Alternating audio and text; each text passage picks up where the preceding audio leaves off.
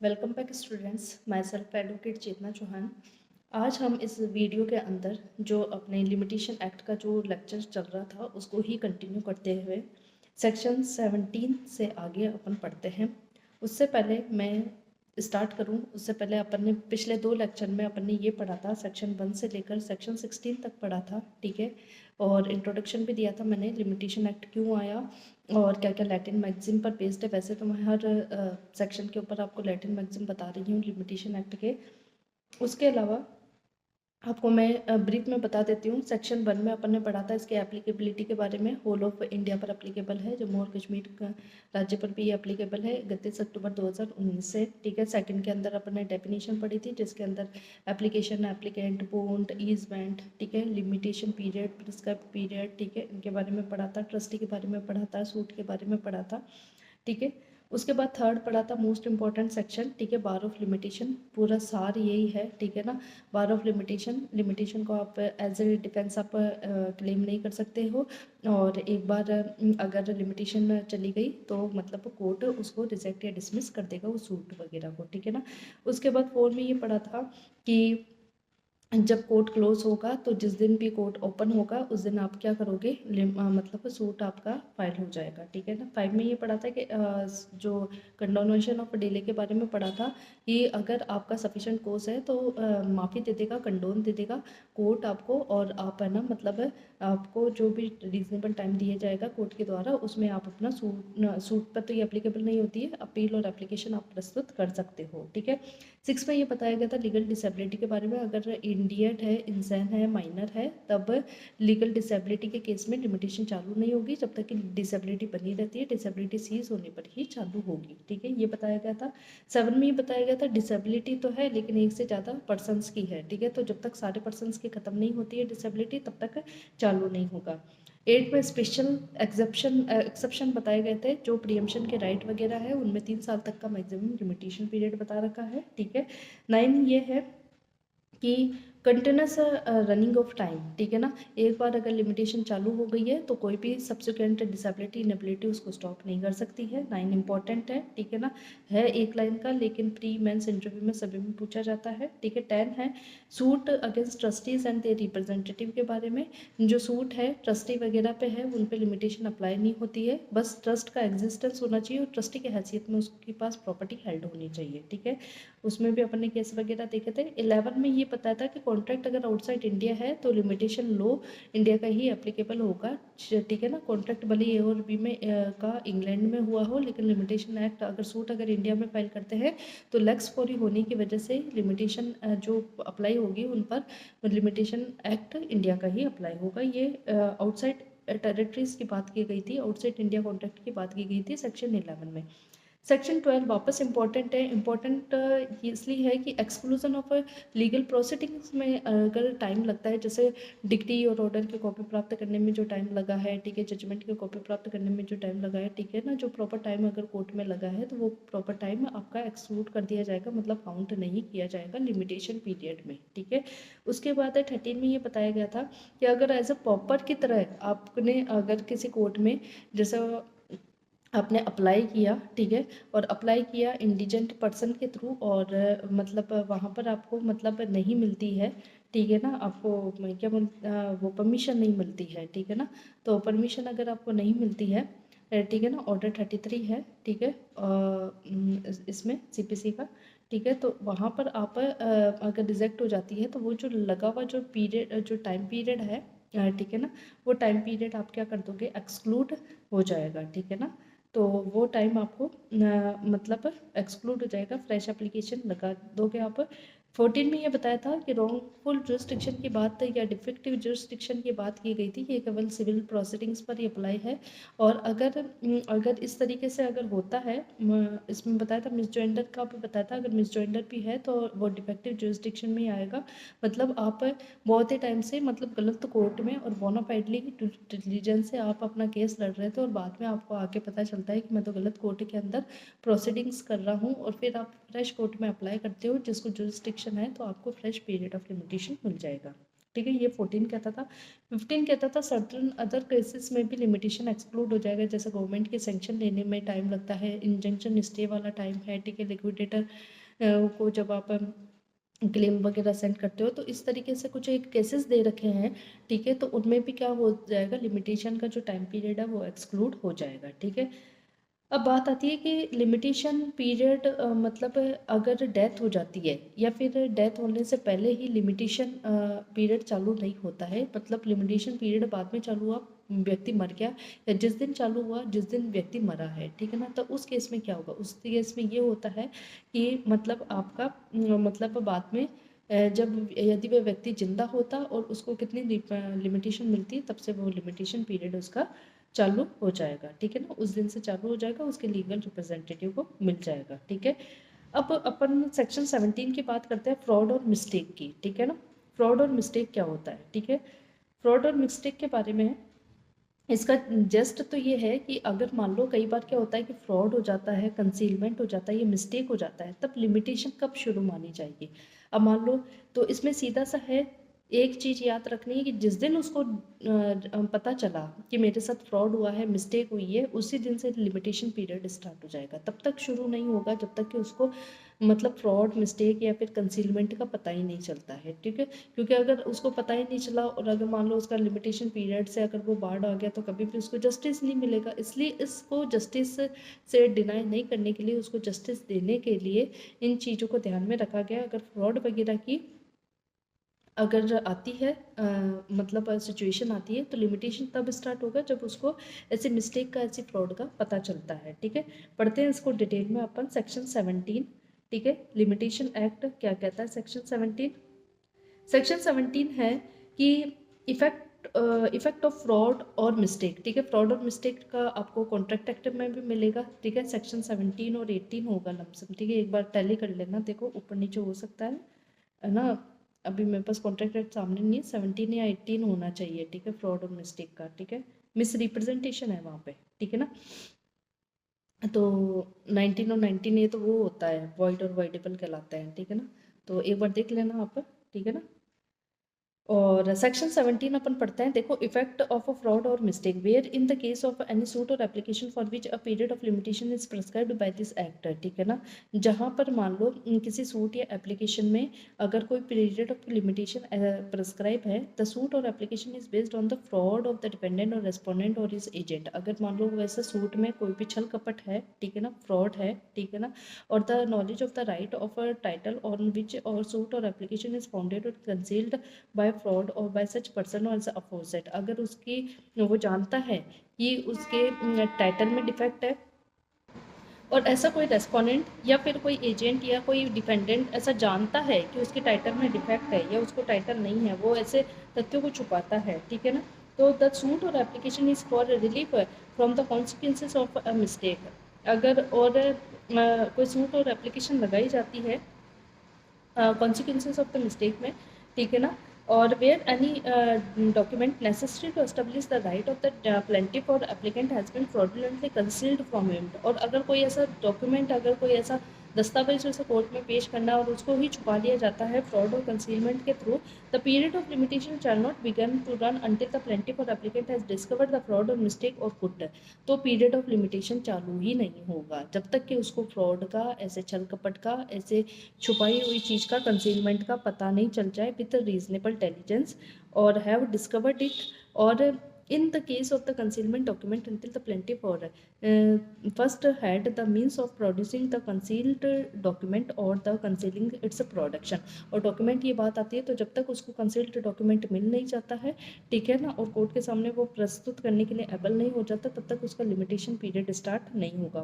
Provided that the nothing in this section shall enable any suit to be instituted or application to be made to recover or enforce any charge against or set aside any transaction affecting any property which, अगर अगर इस तरीके से अगर मान लो किसी ने अगर कोई ऐसा मतलब किया है, कोई पेमेंट कोई रिकवरी करी है, कोई चार्ज अगर उसने क्रिएट करवा दिया है, तो उसको सेट असाइड करवा देगा। अगर ऐसी property in case of fraud has been purchase for valuable consideration by reason who was not a party to the fraud and did not at the time of the purchase know the reason to believe that the fraud has been committed, ठीक है ना। तो वो क्या करवा सकता है, ऐसी प्रॉपर्टी अगर उससे फ्रॉड वगैरह से अगर उसको मिली है तो ऐसे परचेजर क्या करवा सकता है, सेट असाइड करवा देगा ऐसी सेल को, ठीक है ना, क्योंकि उसका उस फ्रॉड में वो इन्वॉल्वमेंट नहीं था या उसने प्रॉपर कंसिडरेशन से दिया है, ठीक है। In the case of mistake has been purchased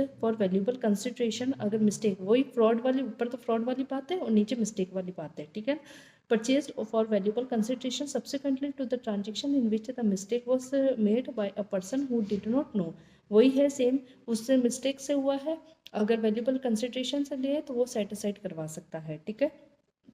और in the case of the concealed document, ठीक है ना, has been purchased for valuable consideration by a person who was not a party of the concealment, did not the time of the purchase know have the reason to believe the document have been concealed, अगर उसको concealed document के बारे में अगर उसको party को पता नहीं है कि ये जो डॉक्यूमेंट है वो फ्रॉड से ऑब्टेन किए गए हैं, कंसीलमेंट से ऑब्टेन किए गए हैं, तो वो भी इससे बच सकता है, ठीक है ना।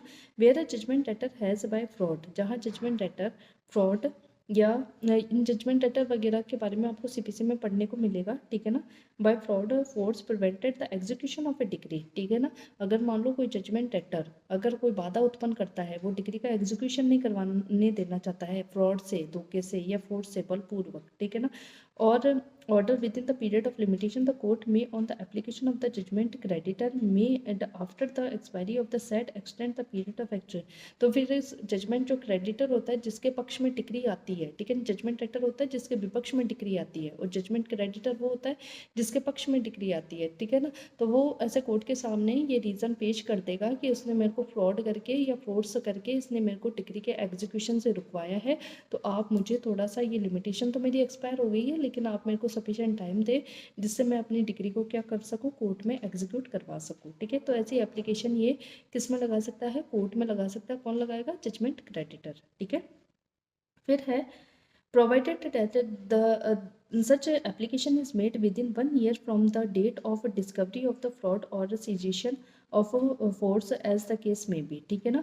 कहने का मतलब ये एप्लीकेशन कब लगाएगा कि आप मेरी डिग्री का एग्जीक्यूशन कराओ, या तो उसको फ्रॉड का पता चल गया, ये टाइम लिमिट इंपॉर्टेंट है, सीजेशन ऑफ फोर्स है, और या फोर्स उसका ख़त्म हो गया है, उसके 1 साल के अंदर अंदर उसको एग्जीक्यूशन के लिए क्या लगानी पड़ेगी, मतलब एप्लीकेशन लगानी पड़ेगी, ठीक है। और इसको सिंपल वे में समझते हैं, देखो ये अप्लाई कब होगा, सेक्शन 17, अगर लिमिटेशन चालू नहीं होगी, अगर फ्रॉड से किसी के राइट या टाइटल को कंसील किया जाता है, ठीक है, या फिर नेसेसरी डॉक्यूमेंट को फ्रॉडुलेंटली छुपाया जाता है, या मिस्टेक से रिलीफ नहीं मिलवाता है, उसको रिलीफ लेने नहीं देता है, ठीक है। तो उसके तो जहाँ जब फ्रॉड का पता चलता है या जब उसको डॉक्यूमेंट रिकवर होते हैं उस दिन से उसकी लिमिटेशन स्टार्ट होती है, तब तक स्टार्ट नहीं होती जब तक उसको फ्रॉड का पता नहीं चलता है। यहाँ पर फ्रॉड, एक्टिव फ्रॉड होना चाहिए, कंसीलमेंट होना चाहिए, और मटेरियल जो फैक्ट्स होता है उनको दबाया जाना चाहिए, मतलब उनका पता नहीं लगने देना चाहिए उस व्यक्ति को जिसका उस पर हक है, ठीक है ना। ये जो बर्डन ऑफ प्रूफ होता है कि मेरे साथ फ्रॉड हुआ है वो किस पर होगा, प्लेंटिफ पर, ठीक है ना, सीधा सी बात है, एविडेंस का नियम है कि जो कहता है, जो कोर्ट से चाह रखेगा वही प्रूफ करेगा कि मेरे साथ क्या हुई है, धोखाधड़ी हुई है, ठीक है ना। और कंस्ट्रक्टिव नोटिस को भी डिस्कवरी माना जाएगा, ठीक है ना। अब इसमें इंपॉर्टेंट केस है, देखो P Radhabai versus P Ashok Kumar, ये पहले भी बताया था मैंने, सेक्शन 17 ऑटोमेटिक एक्सटेंशन नहीं देगा, आपको प्लेंटिफ को फ्रॉड हुआ है ये स्पेशली बताना होगा, उसको बर्डन ऑफ प्रूफ है प्लेंटिफ के ऊपर, उसको बताना हुआ कि साहब मेरे साथ फ्रॉड हुआ है और मेरे को आप क्या दो, एक्सटेंशन दो, ठीक है ना। तो P Radhabai versus P Ashok Kumar 2019 supreme court में ये कहा गया था। दूसरा केस है Raghavendra Rao versus state of Karnataka, मतलब रीजनेबल डेलीजेंस का टेस्ट होगा, यहाँ पे एक वर्ड आया था रीजनेबल डेलीजेंस, मतलब ऐसा नहीं है कि वो जानबूझकर फ्रॉड और मिस्टेक वगैरह वो झेल रहा है, उसको पता नहीं होना चाहिए, ठीक है ना। रीजनेबल डेलीजेंस से उसको मतलब पता नहीं होना चाहिए, और वो रीजनेबल डेलीजेंस से ही बाद में पता लगाएगा, ठीक है ना, कि उसका हक भी बनता था, ठीक है ना। कई लोग तो क्या होता है कि उसको उनको पता चल जाता है हमारे साथ धोखाधड़ी हो रही है और फिर भी लिए बैठे रहते हैं, वहाँ पर नहीं होगा, ठीक है ना। और मतलब Venkateshwara Rao versus Narasimha Rao 1969 Supreme Court, अगर इग्नोरेंस हुई है, अगर वो व्यक्ति खुद ही इग्नोरेंस करता है, ठीक है ना, तो इग्नोरेंस करता है तो उस केस में अगर उसकी खुद की इग्नोरेंस है, नेग्लिजेंसी है, तो वहाँ पर फ्रॉड नहीं माना जाएगा, ठीक है ना। वैसे भी बात आ गई रीजनेबल इंटेलिजेंस की, बात करता है ये सेक्शन, ठीक है ना। जैसे एग्जांपल है, जैसे मान लो रामलाल ने श्यामलाल से एक क्या खरीदी, प्रॉपर्टी खरीदी। रामलाल ने श्यामलाल से एक प्रॉपर्टी खरीदी। अब श्यामलाल चोर किस्म का आदमी, श्यामलाल ने उस प्रॉपर्टी को क्या रख रखा था, गिरवी रख रखा था। तो गिरवी रखना, प्रॉपर्टी बेचने से पहले प्रॉपर्टी को छुड़वाना तो चाहिए था, उस पर हक तो है ही नहीं, उसका गिरवी रख रखा है, ठीक है ना। तो ये बात गिरवी रखने की बात रामलाल को पता चली, मान लो 2 साल बाद पता चली, तो लिमिटेशन मतलब जब शुरू होगी वो 2 साल बाद ही होगी, ठीक है ना। न कि जो उसने खरीदी है तब मतलब जब वो केस फाइल करेगा, ठीक है ना, तो केस फाइल का प्रॉपर्टी खरीदी तब से नहीं फाइल करेगा, जब उसको पता चला कि हाँ ये प्रॉपर्टी तो क्या थी, पहले से ही गिरवी थी, ठीक है ना। जब इस तथ्य का पता चलता है उस तथ्य उस दिन के बाद ही उसका लिमिटेशन शुरू होगा और वो अपनी प्रॉपर्टी क्या करेगा, रिकवर करेगा, ठीक है ना। तो इस तरीके से ये सेक्शन 17 कहता है, ठीक है। केस बता दिया मैंने। अब चलते हैं अपन सेक्शन 18 पर, ठीक है। Effect of acknowledgement in writing, ठीक है ना। ये बहुत मोस्ट इंपॉर्टेंट और फेवरेट क्वेश्चन है आरजेएस के अंदर, तो ठीक है ना, 2-3 बार पूछा जा चुका है और शायद अभी लेटेस्ट पूछा गया था, सेक्शन शायद 2024 वाले में पूछा गया था, देखो ध्यान नहीं है, बाकी अभी इन 2-3 एग्जामों में ये अभी पूछा गया है, ठीक है ना। तो ध्यान रखना, और प्री में भी मेंस में भी दोनों में ही पूछा गया ही है। तो 18 है effect of acknowledgement in writing. अगर आप लिख कर दे देते हो कोई एक्नॉलेजमेंट, उसका इफेक्ट क्या होता है उसके बारे में ये बता रहा है, ठीक है ना। अगर आपने लिख कर कोई बात दे दी, ठीक है ना, उसका इफेक्ट बता रहा है ये। जैसे where before the expiration of the prescribed period for a suit or application is in respect of any property or right, ठीक है ना। जहाँ पर मान लो कोई प्रेस्क्राइब्ड पीरियड, ठीक है ना, सूट और एप्लीकेशन का मान लो एक्सपायर हो रहा है, किसी प्रॉपर्टी का, किसी राइट का, ठीक है ना। An acknowledgement of liability in respect of such property or right has been made in writing signed by the party against whom such property or right is claimed or by any person through whom he derives his title or liability. A fresh period of limitation shall be computed from the time of। तो फिर क्या होता है, अगर ऐसी अगर कोई मान लो कोई टाइम पीरियड खत्म होने वाला है और अगर पार्टीज क्या करती हैं फिर, मतलब एक फ्रेश एक्नॉलेजमेंट राइटिंग में लिख देती है, ठीक है ना, कि उस प्रॉपर्टी की, उस लाइबिलिटी के रिगार्डिंग, ठीक है ना। तो एक फ्रेश पीरियड ऑफ लिमिटेशन वापस से कंप्यूट होना, जिस दिन से राइटिंग में एप्लीकेशन लिखी है, ठीक है ना, एक्नॉलेजमेंट लिखी है, उस दिन से fresh period of limitation compute होना चालू हो जाता है। मतलब सीधा सा है, जिस दिन लिख दिया, जैसे मान लो पहले 3 साल थे, 3 साल एक्सपायर होने वाले, उससे पहले ही पार्टीज क्या कर लेती हैं कि, या उसके ख़त्म होने पे पार्टीज एक फ्रेश एक्नॉलेजमेंट लिख लेती है अपने राइट्स और लाइबिलिटीज़ में, ठीक है ना। तो एक वापस एक फ्रेश पीरियड 3 साल का उनको मिल जाएगा पार्टीज को, ठीक है ना, सूट के लिए और एप्लीकेशन के लिए, ठीक है। और where the writing containing the acknowledgement is undated. अब देखो, एक तो होती तारीख लिख दी एक्नॉलेजमेंट में कि 18 तारीख से ये काम हुआ, एक है कि तारीख ही नहीं लिखी है, ठीक है ना। ओरल एविडेंस में भी given of the time when it was sign but subject to the provision of a section of the Provision Evidence Act 1872, oral evidence of its content shall not be received। तो सीधे से है कि अगर मान लो oral evidence दे दिया, ठीक है ना, अगर अनडेटेड है ना, तारीख नहीं लिखी है उस एक्नॉलेजमेंट के ऊपर, और ओरल एविडेंस दे दिया, तो ओरल एविडेंस मान्य नहीं है, ठीक है। वो सेक्शन 91 से लेकर 100 तक के सेक्शन है ना एविडेंस एक्ट में, उनमें बताया गया exclusion of oral from documentary, ऐसा कुछ हेडिंग है, ठीक है ना। तो उनमें बताया गया है ये इनमें ओरल एविडेंस इनका ग्राह्य नहीं होगा, एक्सेप्टेबल नहीं होगा, ठीक है। मैं भी एग्जांपल से समझाऊंगी आपको। For the purpose of this section an acknowledgement explanation problem में an acknowledgement may be sufficient through though it omits to specify the exact nature of the property or right or hours at that the time of payment, delivery, performance or enjoyment has not yet come or is accompanied by or refusal to pay, deliver, perform or permit to enjoy or is coupled with a claim to set off or address to a person other than a person entitled to the property or right, ठीक है। और the word signed means signed either personally और by agent, ठीक है, ये भी important है, ठीक है, चाहे पर्सनली हो चाहे एजेंट के थ्रू हो। और the application for the execution of a decree or order shall not be deemed to be an application in respect of है, अगर डिग्री और ऑर्डर की अगर एग्जीक्यूशन की एप्लीकेशन है उसमें ये एप्लीकेशन नहीं मानी जाती है, ठीक है ना। तो सेक्शन 18 का जस्ट क्या है मैं आपको बताती हूँ। सेक्शन 18 क्या कहना चाहता है आपको, सीधा सीधा है, ठीक है ना। विथ एग्जांपल मैं बताती हूँ। अगर मान लो कोई लिमिटेशन पीरियड है और उसी के अंदर अंदर या उस टाइम पर जब वो लिमिटेशन ख़त्म हो रही है उससे पहले कोई व्यक्ति क्या करता है, अपनी राइट या लाइबिलिटी को लिखित रूप में स्वीकार कर लेता है कि मेरा राइट है या लाइबिलिटी है, ठीक है ना। तो उसको उस पीरियड से, उस टाइम से जब वो स्वीकार करता है, एक्नॉलेज करता है, उससे उसको नई लिमिटेशन मिलना शुरू हो जाती है, ठीक है ना। तो सीधा सा है कि एक्नॉलेजमेंट क्या कर देती है, रिन्यू कर देती है लिमिटेशन को, ठीक है ना। इसमें शर्त यह है कि लिमिटेशन पीरियड के अंदर होना चाहिए। जैसे 3 साल की लिमिटेशन थी तो 3 साल के बीच बीच में या 3 साल के अंदर अंदर उसको एक्नॉलेजमेंट करनी पड़ेगी, स्वीकार करना पड़ेगा कि उसका फलाना राइट था, फलाना दायित्व था, ठीक है ना। उसके बाद है उसकी राइटिंग में होना चाहिए, ठीक है। और या तो पार्टी एक्सक्यूज कर सकती है या एजेंट के थ्रू करवा सकती है, ठीक है। उनका कोई जुडिशियल रिलेशनशिप होना चाहिए, ठीक है ना। और उनका मतलब क्लियर एडमिशन होना चाहिए, मतलब क्लियरली एक्सप्रेसली वो स्वीकार करें, ठीक है ना। वैसे भी राइटिंग में कर रहे हैं तो एक्सप्रेसली ही है, ठीक है, इम्प्लाइडली तो है ही नहीं, ठीक है ना। अब किस चीज़ का है, जैसे अगर मान लो केवल प्रॉमिस कर दिया, ठीक है ना, या कंडीशनल दे दिया, आप मतलब ओरली कर लिया, राइटिंग में नहीं किया, तो इनको मतलब एक्नॉलेजमेंट नहीं माना जाएगा, ठीक है ना।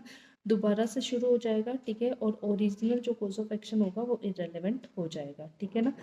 अब इसमें क्या है, जैसे कि फॉर एग्जांपल क्या होता है कि एक लोन था, ठीक है ना, 1 जनवरी 2024 में लिया मान लो, ठीक है ना, एक लोन लिया, लिमिटेशन पीरियड कितना है, 3 साल है, ठीक है ना। आपको सूट करने का पीरियड कितना है, 3 साल है, ठीक है ना, लोन की रिकवरी के लिए, ठीक है ना। अब आपको लिमिटेशन कितनी मिली, देखो 1 जनवरी से 3 साल कितने हो गए, लगभग 27, 1 जनवरी 27 हो गया, ठीक है ना। तो 1 जनवरी 27 से पहले पहले आपको क्या करनी पड़ेगी, उस डेथ को स्वीकार करना पड़ेगा, उस लोन को स्वीकार करना पड़ेगा। आप अगर डेटर स्वीकार कर लेता है, साइन में आप एक एक्नॉलेजमेंट दे देता है, मान लो जैसे बीच में कभी भी दे दी, जैसे तो 1 जनवरी 2025 24 का था ना, तो 1 जनवरी 2025 को दे दी उसने एक्नॉलेजमेंट, तो 1 जनवरी 2025 से वापस से 3 साल काउंट होना शुरू हो जाएंगे। ये इसका मेनली ये लोन वाली चीज़ें जो होती हैं उनके अंदर होता है ये, ठीक है ना। इसका जो अब सेक्शन 18 का जो एक्सप्लेनेशन है वो एक्सप्लेनेशन क्या कहता है उसके बारे में अपन डिस्कस करते हैं, ठीक है। सेक्शन 18 का जो एक्सप्लेनेशन है वो ये बताता है कि मैंने आपको पढ़ दिया, अब इसमें सिंपल लैंग्वेज में ये बताता है कि अगर मान लो एक्नॉलेजमेंट में एग्जैक्ट अमाउंट नहीं बताई, ठीक है ना, या लाइबिलिटी से पूरा डिनाई नहीं किया, लाइबिलिटी उसने स्वीकार कर लिया कि हाँ मैं ये लोन है, फलाना लोन है, मैंने इस व्यक्ति से ले रखा और मैं इस दिन वापस से कह देता है कि मैं मतलब आगामी तारीख को तो चुका दूंगा, ठीक है ना, इस तरीके से कहता है। या उसमें एक्नॉलेजमेंट में सेट ऑफ कर देता है या एडजस्ट कर देता है या पेमेंट के लिए फ्यूचर में टाइम मांग लेता है, तो भी वो क्या मानी जाएगी, उसकी एक्नॉलेजमेंट मानी जाएगी, ठीक है ना। तो इसमें इसका जो मेन पर्पस है इस एक्सप्लेनेशन का ये है कि डेटर क्या जो है, जो पैसे देने वाला व्यक्ति है वह अपनी टेक्निकल लैंग्वेज से बच नहीं सकता है, वह ये नहीं कह के और लिमिटेशन को डिफीट नहीं कर सकता है, लिमिट की है ना, मतलब है ये तो लिमिटेशन चालू नहीं हुई है, इसको नई लिमिटेशन नहीं मिली है, ठीक है ना, इस तरीके से वो नहीं कह सकता है, ठीक है ना। और ये इसके अंदर है केस, इसका जो इम्पोर्टेंट है वो है Khan Bahadur Shahpur Fredoom Mazda versus Durga Prasad. Exact amount ज़रूरी नहीं है, लाइबिलिटी का एडमिशन ही सफिशेंट है। अगर उसने स्वीकार कर लिया कि उसको लोन अमाउंट देना है तो इतना ही क्या है, वैलिड है, ठीक है ना। एग्जैक्ट अमाउंट अगर उसने नहीं बताई है तो भी कोई बात नहीं है, उसकी एक्नॉलेजमेंट मानी जाएगी, उसको फ्रेश पीरियड ऑफ लिमिटेशन मिल जाएगा।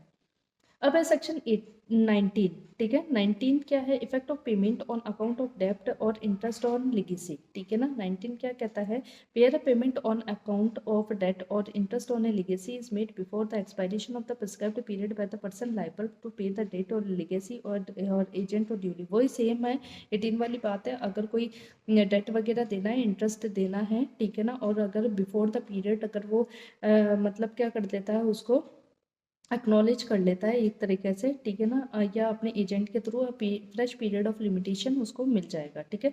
Provided it save in the cases of payment interest made before the 1st January 1928 an acknowledgement of the payment appears in the handwriting of or and writing signed by the person making the payment. अगर अब तो ये चीज़ें इनरेलेवेंट है, ये period भी चला गया, लेकिन इसमें लिख रखा है कि अगर 1928 से पहले का अगर कोई इंटरेस्ट है तो उसका जो एक्नॉलेजमेंट होगा वो उसकी हैंडराइटिंग में ही होगा, जो उसको साइन कर रहा है, और रिटर्न में होगा जो पर्सन ऐसी एक्नॉलेजमेंट दे रहा है, ठीक है ना। एक्सप्लेनेशन इसका कहता है, for the purpose of this section where mortgaged land is in the position of the mortgagee the receipt of the rent or produce of such land shall be deemed to be payment. तो अगर mortgage land अगर mortgagee के position में है, ठीक है ना, अगर कोई अपने लैंड को गिरवी रखा है और वो बंधक जो ग्रहीता है, जो मॉर्गेजी है, उसके कब्जे में है, ठीक है ना, जो उसको अपने जो रेंट वगैरह की जो रिसिप्ट है, प्रोड्यूस की जो रिसिप्ट है, वो वो उसको पेमेंट किया हुआ माना जाएगा, ठीक है ना। और date does not include money payable under A decree or order of the court, ठीक है ना। कोई कोर्ट की अगर डिग्री और ऑर्डर हुआ है तो उसके अंदर कोई आपने कोई डेट दिया है, कोई लोन दिया है, कोई आपने लाइबिलिटी को चुकाया है, तो उसको मतलब डेट में शामिल नहीं किया जाएगा। अगर कोर्ट की डिग्री और कोर्ट के ऑर्डर से अगर कोई होता है तो उसमें उसको मतलब नहीं शामिल किया जाएगा डेब्ट में, ठीक है ना। 19 में सीधा सा है कि अगर कोई मतलब लोन का पेमेंट है, अगर पार्ट पेमेंट है या फुल पेमेंट है और इंटरेस्ट का पेमेंट है, अगर वो मतलब पेमेंट अगर राइटिंग में एक्नॉलेज स्वीकार कर लिया जाता है एक्सपायरी में, तो फिर नया पीरियड ऑफ लिमिटेशन शुरू हो जाएगा, ठीक है ना।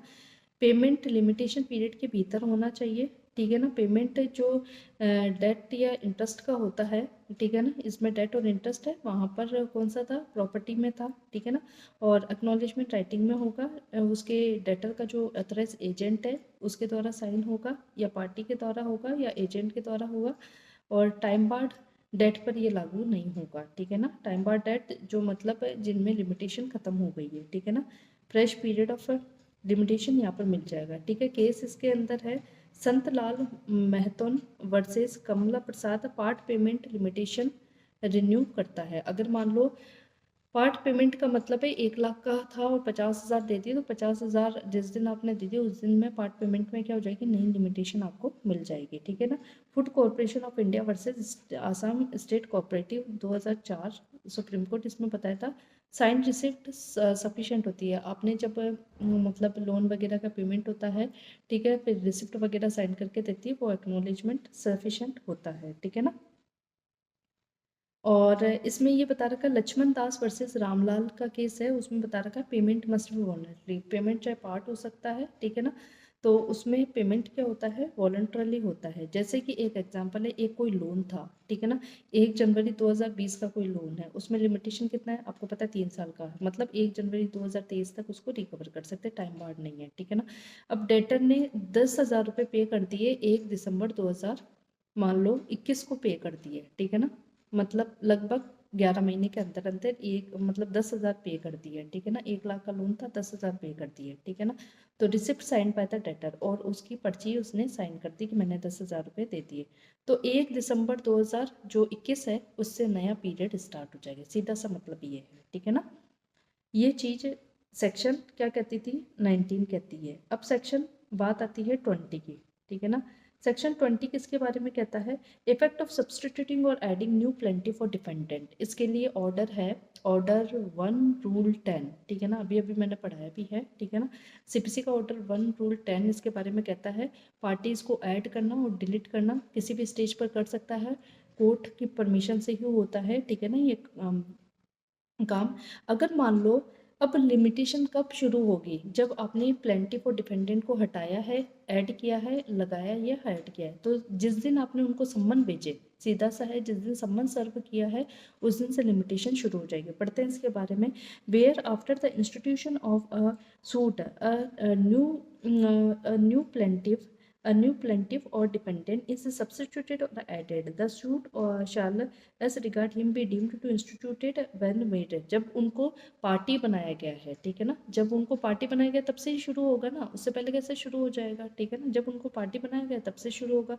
Provided that where the court is satisfied that the omission to include new plaintiff or dependent was due to mistake in good faith, it may direct the suit as regard shall be deemed to be instituted as on earlier date। अगर mistake of fact से हुआ है तो किसी भी earlier date जब भी court ठीक समझे उस दिन से उनको माना जा सकता है पार्टीज टू द सूट, ठीक है ना, प्लेंटिफ डिपेंडेंट माना जा सकता है सूट में, ठीक है ना। दूसरा है nothing in subsection 1 shall apply to a case where a party is added or substituted owing to assignment or devolution of any interest during the pendency of a suit, or where a plaintiff is made to defendant or dependent is made a plaintiff। देखो इसका जो explanation था, explanation को अपन एक example से समझते हैं। जैसे ए ने एक सूट फाइल किया बी के अगेंस्ट, लेकिन कि प्रॉपर्टी रिकवरी का सूट मान लो, ठीक है ना, लेकिन असल में प्रॉपर्टी बी की नहीं होकर सी की थी, ठीक है ना, और सी का नाम गलती से उस सूट में छूट गया था, ठीक है ना। तो कोर्ट को लगता है कि मिस्टेक जेन्युइन थी और मेलाफाइड इंटेंशन नहीं था, तो कोर्ट मतलब जो सबसेक्शन 1 वाली बात है वो अप्लीकेबल नहीं होगी, सी के खिलाफ सूट ओरिजिनल डेट से ही माना जाएगा। ये उस एक्सप्लेनेशन का मतलब है, ठीक है ना। तो मतलब कहने का सीधा सा है कि अगर जिस दिन पार्टी को ऐड और सब्सटीट्यूट किया जाता है तो जिस दिन उनको मतलब पार्टी बनाया गया है उस दिन से ही लिमिटेशन पीरियड क्या होगी, चालू होगी, ठीक है ना। और अगर लगता है कि मिस्टेक अगर बोनाफाइड थी, अगर ओमिशन बोनाफाइड था, तो कोर्ट क्या कर सकती है, अपने स्यू मोटा से ओरिजिनल जो सूट की डेट है वो भी लेगी, अगर लगता है कि जो मिस्टेक है वो मिस्टेक बोनाफाइड हुई थी, ठीक है ना। तो ओरिजिनल फाइल जो सूट की डेट थी वो सूट की डेट भी मान सकती है। वो इसका जो 21 का जो 1 के बाद का जो पैराग्राफ है वो ये बात कहता है, ठीक है ना।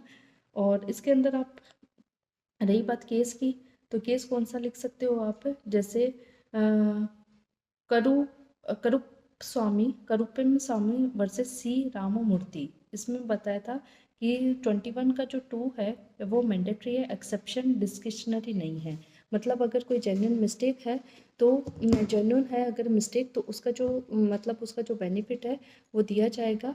ये मतलब मैंडेटरी प्रोविज़न है, ऐसा नहीं कर सकते आप, उस बेनिफिट को ओमिट नहीं कर सकते, ठीक है ना। तो इस तरीके से अभी तक अपन ये 2-3 ही सेक्शन लेते हैं, ठीक है ना, थोड़े से लेंथी सेक्शन है इसके, ठीक है। तो आगे के नेक्स्ट लेक्चर में और मैं इसको कोशिश करूँगी कि पूरा लिमिटेशन एक्ट ख़त्म हो जाए। आई होप आपको इन 2-3 लेक्चर से समझ में आया होगा कि लिमिटेशन एक्ट क्या है, ठीक है ना। बहुत सारी मैंने लैटिन मैगजीन बताई हैं, केस लॉज बताए हैं आपको, और 1 बाय 1 समझाने की कोशिश करी है। लास्ट में मैं बता दूंगी कौन से आर्टिकल इम्पोर्टेंट है और कौन से सेक्शन इसके अंदर इम्पोर्टेंट है लिमिटेशन एक्ट के, तो वो आप देख लेना, रेफर कर लेना, ठीक है। अभी के लिए thank you and see you in the next lecture.